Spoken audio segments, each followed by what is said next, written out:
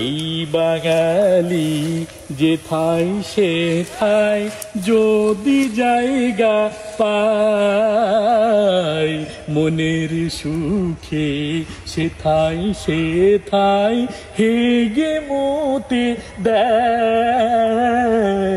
1900 কালে কবি কাজী নজরুল ইসলাম এবং কবিগুরু রবীন্দ্রনাথ ঠাকুরের আমবাগান পরিদর্শনে যায়। দুইজন আমবাগানে প্রবেশ করে এদিক ওদিকে তাকাতে থাকে, উপভোগ করতে থাকে বাগানের সৌন্দর্য। এমন সময় রবি ঠাকুর বিভিন্ন বিষয় নিয়ে কাজী নজরুল ইসলামের সাথে কথা বলছিলেন, কিন্তু কাজী নজরুল ইসলামের চোখ ফাঁকি দেওয়া তো অসম্ভব। তিনি এদিক ওদিকে তাকাতে তাকাতে হঠাৎ করে আপত্তিকর কিছু জৈব পদার্থ দেখতে পেলেন। তখন তিনি কবিগুরু রবীন্দ্রনাথ ঠাকুরকে জিজ্ঞাসা করলেন এই জৈব পদার্থ সম্পর্কে। ঠাকুর দাদা, এটা কি আস্ত কাদা?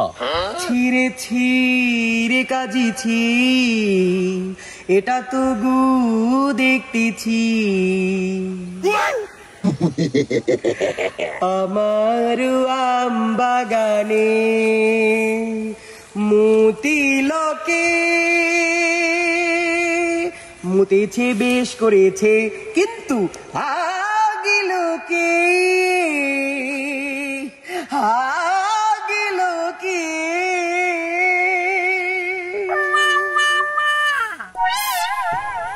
এই বাঙালি যেথায় সেথায় যদি জায়গা পায়, মনের সুখে সেথায় হেগে মতে দেয়।